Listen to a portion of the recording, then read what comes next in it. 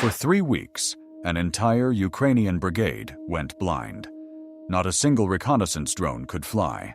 Not one. Every UAV launched over the Luhansk sector lost its signal within minutes. Feeds cut to static. GPS coordinates scrambled. Operators on the ground watched their screens go dark, one after another, like someone was flipping switches. 78 drones lost in 21 days. Not to anti-aircraft fire, not to small arms, to something invisible, something electronic. Somewhere behind Russian lines, a single system was erasing Ukraine's eyes in the sky across a 100-kilometer radius. And until January 2026, no one could pinpoint exactly where it was.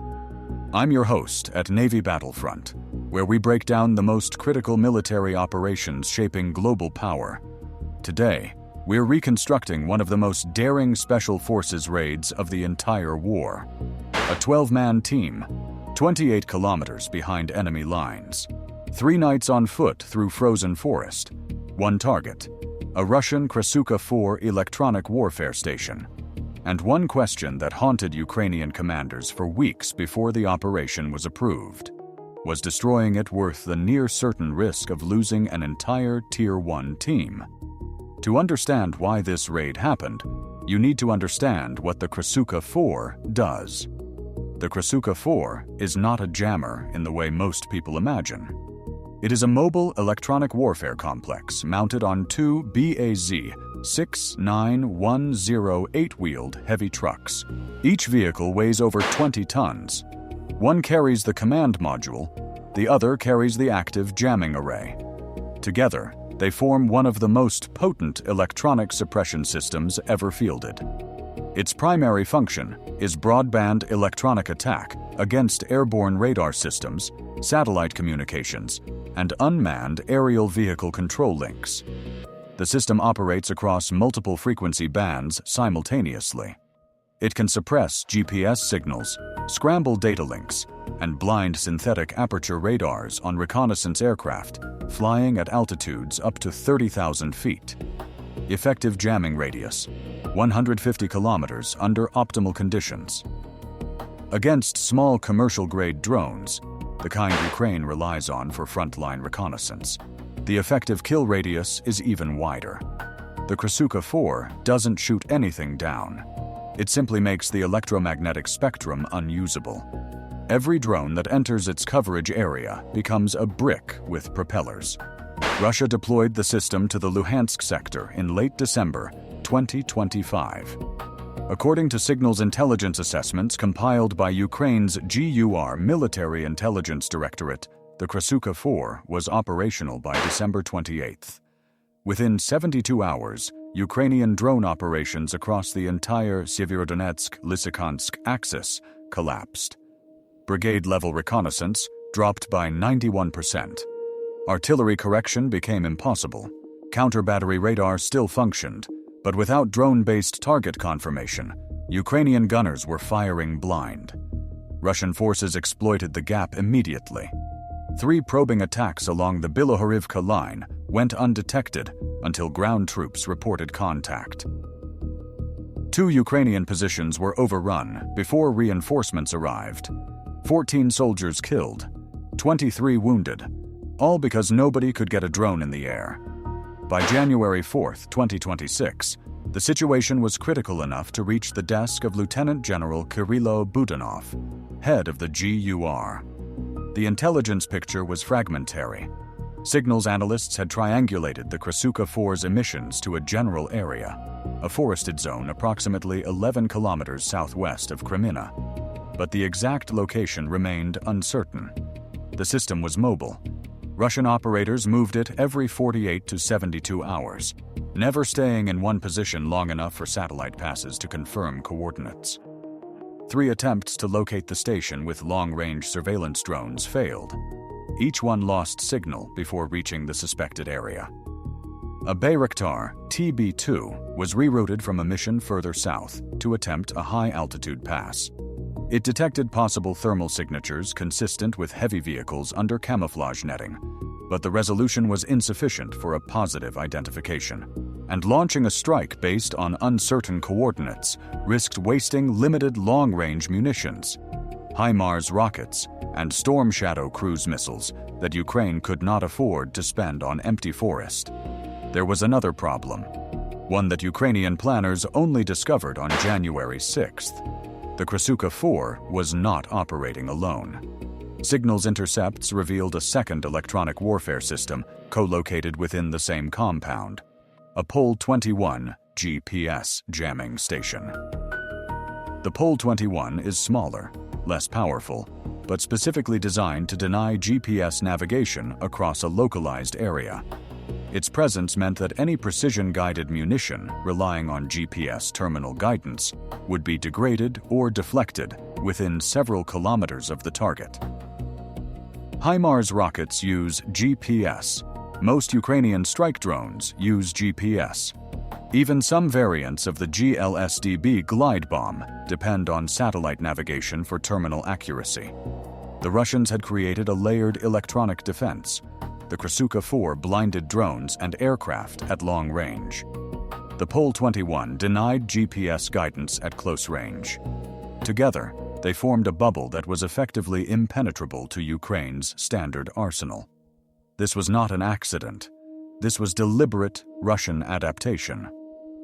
After losing multiple electronic warfare assets to Ukrainian strikes throughout 2024 and 2025, Russian EW commanders had learned. They were co-locating complementary systems, adding physical security, and moving frequently. The Luhansk Krasukha-4 had been positioned specifically to support a planned Russian offensive toward Sievierodonetsk. Destroying it was not optional, but the only tool capable of reaching it was a team of humans carrying explosives on their backs. January 7th, 2026, GUR headquarters, Kyiv. Budanov authorized planning for a direct action raid. The mission was designated Operation Stillpoint. The operational concept was simple in theory, extraordinarily dangerous in execution. A 12-man team from the GUR's Tier One Special Operations Unit, Ukraine's most elite direct action force, would infiltrate on foot from Ukrainian-held positions near Bilohorivka, cross 28 kilometers of Russian-controlled territory through dense winter forest, locate and destroy the Krasukha-4 compound, and extract along a pre-planned corridor. Simple, except for everything that could go wrong. 28 kilometers is not a short walk. Behind enemy lines, through terrain that Russian patrols actively monitored. In January, temperatures dropping to -18 Celsius at night, carrying 35 kilograms of equipment per operator. Weapons, demolitions, communications, medical supplies, water, and food for 4 days. No vehicles, no helicopter insertion, no quick reaction force if things went sideways. If the team was compromised, the nearest friendly lines were a full night's march away. Extraction under fire would be nearly impossible. The team leader was a major identified in after-action reports only by his call sign, Vovk. 34 years old, 8 years in special operations, 3 previous deep penetration missions behind Russian lines since the full-scale invasion. He had operated in Kherson before the liberation, in Zaporizhzhia during the 2023 counteroffensive, and in the Bakhmut sector during the grinding battles of early 2024. He was one of perhaps 24 Ukrainian operators with the experience necessary to lead a mission of this complexity. Vovk selected his team personally: 12 operators, 2 demolition specialists, 2 communications and electronic warfare technicians, 2 snipers, 6 assaulters. Every man had at least 2 years of combat experience. Most had more. Planning took 4 days. Intelligence was updated continuously. Satellite imagery from Western partners, sources familiar with the operation indicated American and British intelligence support, provided daily updates on Russian troop positions, patrol routes, and vehicle movements along the infiltration corridor. Ukrainian signals intelligence monitored Russian communications in the area, mapping patrol schedules and identifying gaps. By January 11th, the intelligence picture had sharpened. The Krasukha-4 compound was located in a clearing within a pine forest, 700 meters south of a dirt road connecting two Russian logistics points. The compound consisted of the two Krasukha-4 vehicles, the Pol 21 station, a diesel generator, two support trucks, and three modular shelters used as living quarters. Security was provided by a platoon of approximately 30 Russian signals troops, not frontline infantry, but rear area soldiers trained primarily in equipment operation rather than perimeter defense. The compound had a single concertina wire perimeter. No mines had been detected. Thermal imaging suggested two guard posts, one facing north toward the road, one facing east. The southern and western approaches were less defended. The forest came within 120 meters of the perimeter on the western side. Vovk chose the western approach, but the intelligence also revealed something troubling. A Russian motorized infantry company was garrisoned in a village 4 kilometers northeast of the compound. If the company was alerted, it could reach the target in under 15 minutes with armored vehicles. The raid team would have no anti-armor weapons heavy enough to stop a BMP-2 or BMP-3. Speed was the only defense. Get in, destroy the targets. Get out before the reaction force arrived. The window was 11 minutes. That was the calculated time from the first sound of gunfire to the earliest possible arrival of Russian reinforcements, assuming a 4-kilometer road march at maximum speed on frozen dirt roads. 11 minutes to breach the perimeter, destroy two 20-ton vehicles and a GPS jamming station, and begin extraction. January 12, 2026, 2200 hours local time. Temperature, -14 Celsius. 12 men crossed the line of contact through a gap in Russian surveillance coverage that had been identified by a week of continuous signals monitoring. The gap existed because a Russian ground surveillance radar, a PSNR-8 portable unit, had developed a mechanical fault 3 days earlier. Intercepted Russian maintenance communications confirmed the radar was awaiting a replacement part. For 48 hours, a 600-meter stretch of the front was covered only by irregular foot patrols. The team moved in two 6-man elements, separated by 200 meters. Vovk led the forward element. Navigation was provided by ruggedized tablets receiving real-time satellite feeds, relayed through encrypted Ukrainian military data links. The tablets displayed terrain mapping overlaid with known Russian positions, updated every 30 minutes. Moving at night, through forest, in sub-zero temperatures, the team covered approximately 8 to 10 kilometers per movement phase. They moved only in darkness. Before dawn, each element found concealed positions, dug shallow hides in the frozen ground, covered themselves with thermal masking blankets designed to reduce infrared signatures, and waited through the daylight hours. No fires, no cooking. Calories came from high-energy ration bars eaten cold. Water was carried in insulated bladders to prevent freezing. The first close call came on the second night, January 13th. At approximately 01:30 hours, the forward element's point man signaled a halt. Movement ahead. The team went to ground. Through night vision, Vovk observed a 4-man Russian patrol moving along a forest trail, 190 meters to the north. The patrol was following a predictable route. The same path had been identified on satellite imagery. But they were 40 minutes ahead of schedule. The timing gap that the team had planned to exploit was narrowing. Vovk held position for 22 minutes. The patrol passed. No contact. The second close call was worse. January 14th, 03:40 hours. The team was crossing a frozen stream bed when the rear element's communications technician detected an active emission. A Russian handheld radio direction finder, sweeping frequencies. Someone was looking for unauthorized signals. The team was maintaining radio silence, communicating only through hand signals and prearranged infrared light codes invisible to the naked eye. But the tablets were receiving satellite data. If the Russian RDF operator was sophisticated enough to detect the tablet's receive-only signature, unlikely but possible, the team could be compromised. Vovk ordered all tablets powered down for 90 minutes. The team navigated the next 4 kilometers by compass and memorized terrain features alone. It was the most vulnerable period of the infiltration.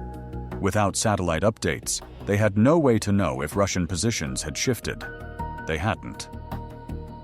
The team reached its final staging point at 0520 on January 15th, 270 meters west of the target compound. From the tree line, the demolition specialists used passive thermal optics to confirm the compound layout. Both Krasukha-4 vehicles were present. The Pole 21 antenna was visible. The generator was running, its thermal plume clearly visible against the frozen air. Guard positions matched intelligence reporting. 2 sentries visible. A third was detected at 0630, patrolling the southern wire. Vovk spent the entire day of January 15th observing the compound. His team lay motionless in their hides, less than 300 meters from Russian soldiers. They catalogued guard rotations, shift changes, vehicle movements, and identified the precise locations of the generator, fuel storage, and the command shelter where officers were seen entering and exiting. The guard rotation followed a 4-hour cycle. The weakest point was between 0200 and 0300, when the overnight shift was at its lowest alertness and the cold was most severe. Russian soldiers tended to spend more time inside the heated shelters during this period. Observation confirmed it. At 0215 on the morning of January 15th, only 1 sentry was visible outside. Vovk confirmed the assault timeline. Hour 0215, January 16th. At 2350 on January 15th, the team began final preparations. Weapons were checked. Demolition charges were armed and distributed. The 2 demolition specialists each carried 4 thermite grenades, M14 pattern incendiaries capable of generating temperatures exceeding 2000 degrees Celsius, hot enough to melt through engine blocks, electronics bays, and antenna arrays. Additionally, each specialist carried 2 directional breaching charges for the perimeter wire and any hardened structures encountered.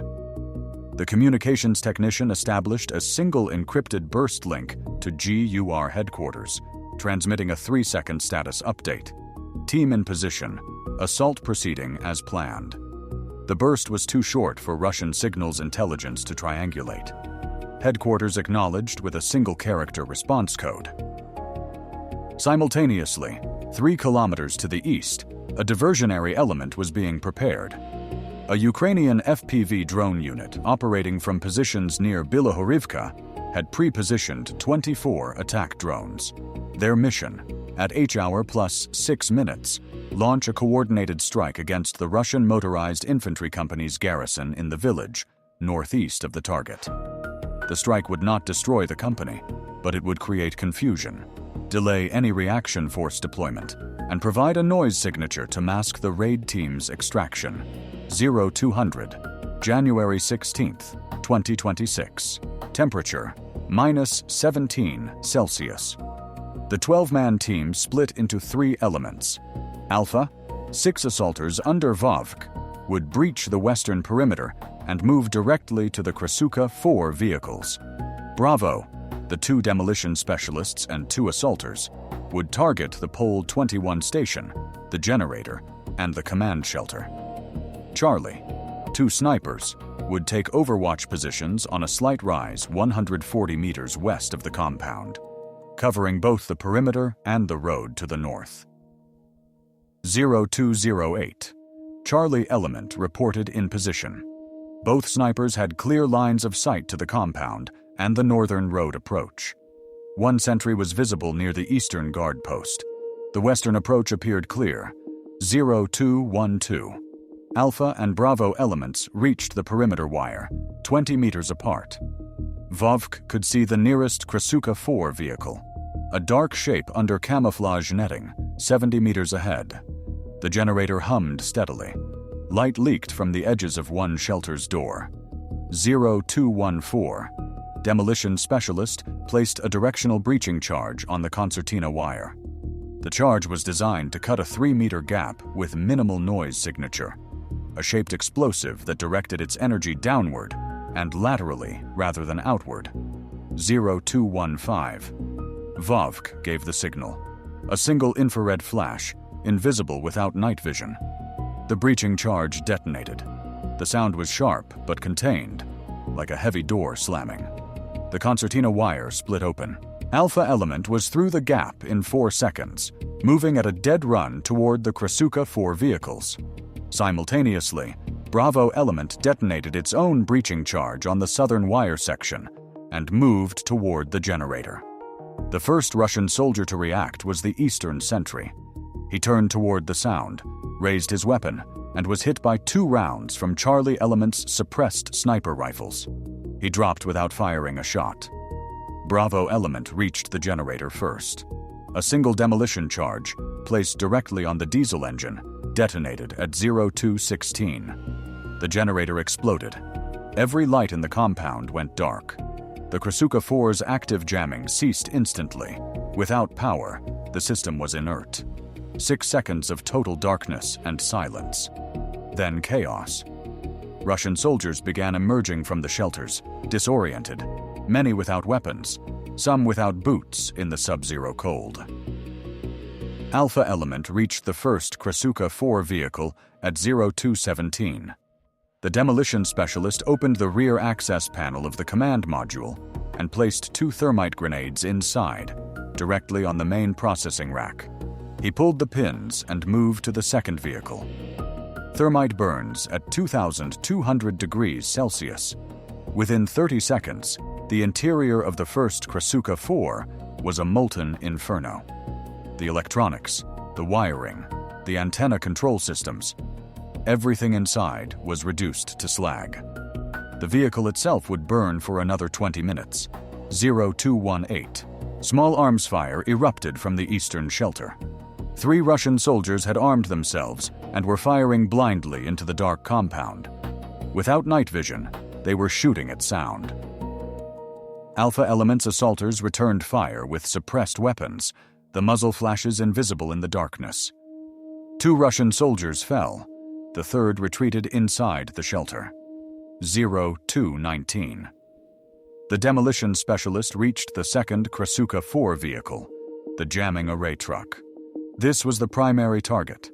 Without the array, even if Russia replaced the command module, the system would take weeks to rebuild. He placed 3 thermite grenades, 2 on the antenna array mechanisms, 1 on the power distribution panel. He pulled all 3 pins in sequence and moved clear. The vehicle ignited from within. Metal glowed orange through the seams of the armored body panels. The antenna array, a complex assembly of phased array elements worth millions of dollars, began to deform and collapse as the thermite melted through its mounting brackets. 0220. Bravo element had destroyed the Pol 21 station with a single thermite grenade placed on its central processing unit and was moving toward the command shelter.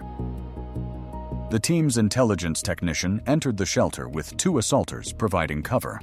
Inside, they found 3 Russian officers and 2 enlisted signals technicians. One officer was seated at a communications terminal, attempting to send a distress signal on a backup radio. The officer was restrained. The intelligence technician seized the laptop connected to the communications terminal, 2 encrypted radio handsets, a folder of printed documents, and a USB drive found in the officer's breast pocket. The captured officer, later identified in declassified reports as a captain from Russia's 15th Electronic Warfare Brigade, was flex-cuffed and moved out of the shelter. The entire compound seizure had taken 5 minutes, but the clock was running. The explosions and gunfire had certainly been heard. Russian forces in the area would be responding. The 11-minute window was already half gone. 0221. Vovk ordered extraction. Alpha and Bravo elements consolidated at the western breach point. The captured Russian officer was placed between 2 assaulters who would guide him through the forest. The team moved at maximum speed westward into the tree line. 0221 simultaneously. 3 kilometers east, the diversionary FPV drone strike launched. 24 drones screamed toward the Russian motorized infantry garrison. The first wave, 8 drones, hit parked vehicles and the company command post. Explosions lit up the village. Russian soldiers scrambled for cover. Officers shouted contradictory orders. The company commander, believing his position was under direct ground attack, ordered a defensive perimeter rather than dispatching a reaction force toward the EW compound. The diversion bought the raid team exactly what it needed. Time: 0224. Charlie element, the 2 snipers, reported movement on the northern road. Vehicle headlights. At least 2 vehicles moving toward the compound from the east, likely a quick reaction element from a nearby checkpoint. Charlie engaged the lead vehicle at 600 meters. The first round struck the engine block of a UAZ 469 light utility vehicle. The vehicle swerved and stopped. The second vehicle halted behind it. Soldiers dismounted and took cover.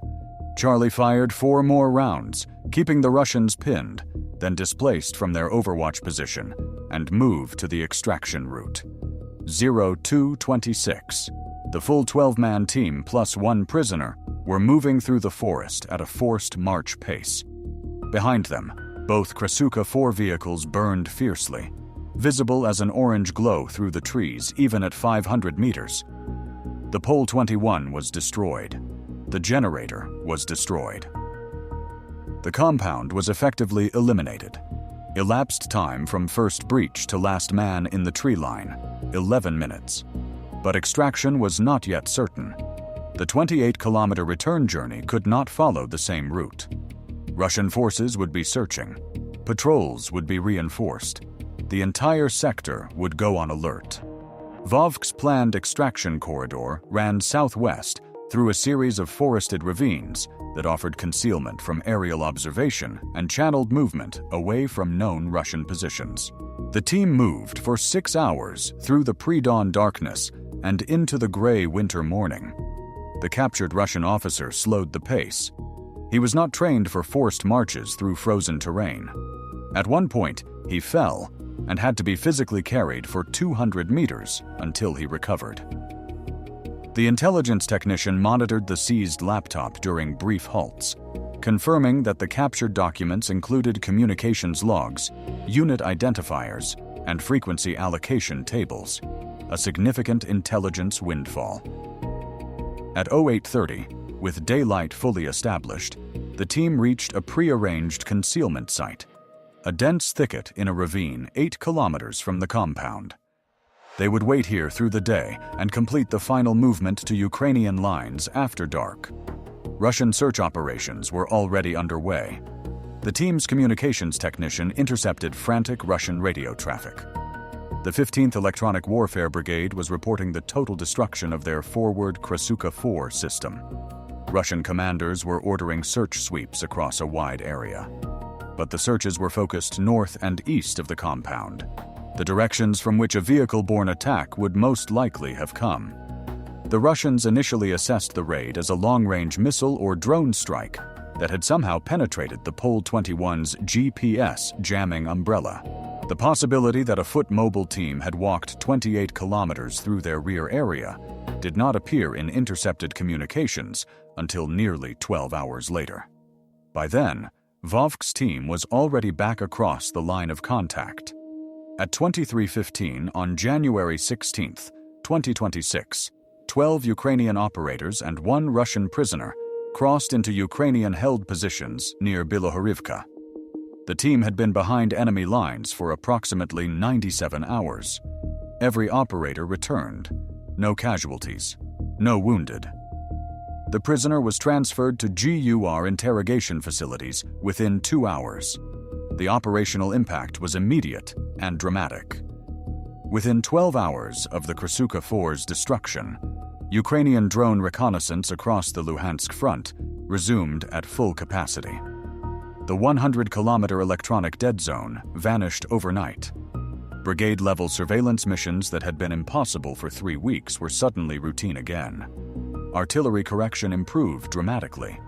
Counter-battery operations, guided by drone-spotted Russian firing positions, destroyed 11 Russian artillery pieces in the first 48 hours after the raid. The planned Russian offensive towards Severodonetsk, the operation that the Krasukha-4 had been specifically deployed to support, was postponed. Without electronic warfare coverage, Russian commanders assessed that their attack formations would be exposed to Ukrainian drone-corrected artillery from the moment they left their staging areas. The offensive was delayed by 3 weeks, while a replacement electronic warfare system was brought forward from rear depots. That 3-week delay proved decisive. Ukrainian forces used the window to reinforce the Bilohorivka line, lay additional minefields, and pre-register artillery on the identified Russian staging areas. When the Russian offensive finally launched in early February 2026, it advanced less than 2 kilometers before stalling against prepared defenses. The captured Russian officer provided intelligence that extended far beyond the immediate operation. The encrypted communications logs recovered from his laptop contained frequency allocation tables for Russian electronic warfare operations across the entire Luhansk-Donetsk front. Ukrainian signals intelligence used this data to identify and locate 4 additional Russian EW systems within the following month. 2 were subsequently destroyed by HIMARS strikes. 1 was forced to relocate, disrupting Russian jamming operations in the Bakhmut sector for 11 days. The USB drive, found in the officer's pocket, contained something unexpected: planning documents for a new Russian electronic warfare doctrine that called for networked EW operations, linking multiple Krasukha-4 and Pol-21 systems into coordinated jamming arrays controlled from a central command node. The doctrine was still in development. Its capture gave Ukrainian and Western intelligence analysts a window into Russian EW evolution that reportedly influenced NATO's own electronic warfare planning for months afterward. Comment Shadow.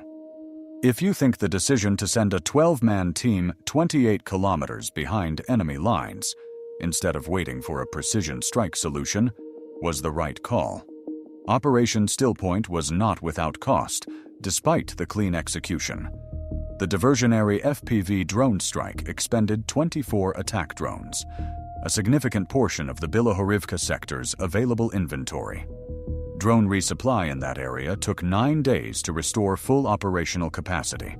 During that gap, Ukrainian forces in the immediate Bilohorivka area had reduced close-range strike capability. The operation also exposed a vulnerability that Ukrainian commanders found deeply uncomfortable. The fact that a 12-man team could walk 28 kilometers through Russian-controlled territory, passing within 200 meters of patrols, remaining undetected for 4 days, demonstrated catastrophic gaps in Russian rear area security. But it also meant that Russian special forces could, theoretically, do the same thing in reverse. Ukrainian rear area security was reviewed and reinforced across the entire Eastern Front in the weeks following the raid. New ground surveillance radar positions were established. Patrol frequencies increased. The security improvements were necessary, but they consumed manpower and resources that could have been deployed elsewhere. There was a diplomatic dimension as well. The captured Russian officer's interrogation produced intelligence that was shared with Western allies through established channels. But the manner of his capture, seized during a covert raid deep behind enemy lines, created complications. Russia's defense ministry issued a formal protest through Swiss intermediary channels, alleging that the officer had been subjected to a kidnapping operation in violation of the laws of armed conflict. The claim was legally dubious. The officer was captured during a legitimate military operation against a valid military target, but it generated a brief diplomatic ripple that required attention from Ukraine's foreign ministry and its Western backers.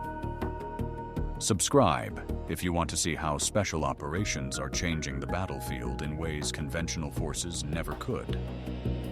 The deeper lesson of Operation Stillpoint was not about bravery, although bravery was required in abundance. It was about adaptation. Russia deployed the Krasukha-4 to Luhansk because it had learned from previous losses. The co-location with the Pol-21, the frequent repositioning, the rear area garrisoning, these were adaptations designed to protect a high-value asset.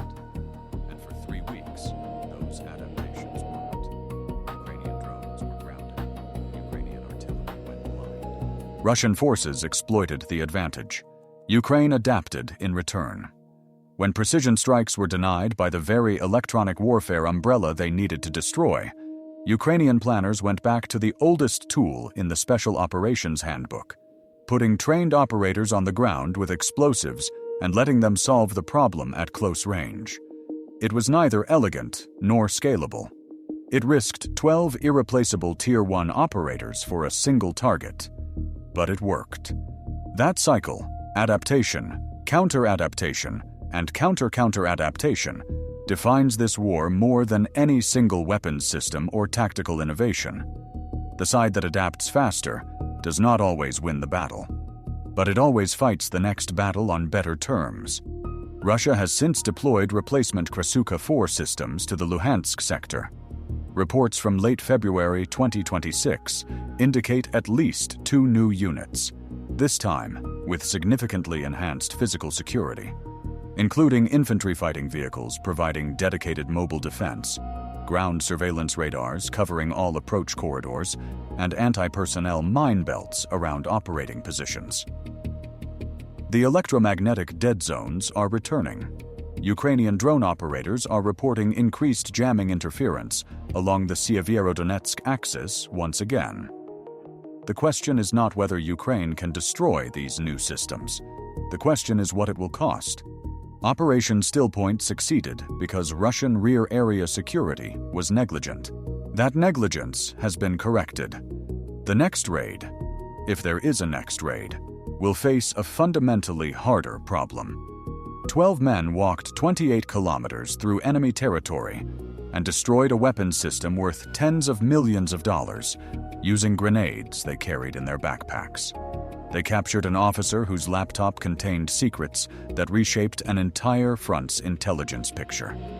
They returned without losing a single operator. It was one of the most successful special operations raids of the war, and it changed nothing permanently. Because in this war, nothing stays destroyed, nothing stays silent. The jamming will return, the drones will be grounded again, and somewhere in Kiev, planners will begin drawing up the next operation.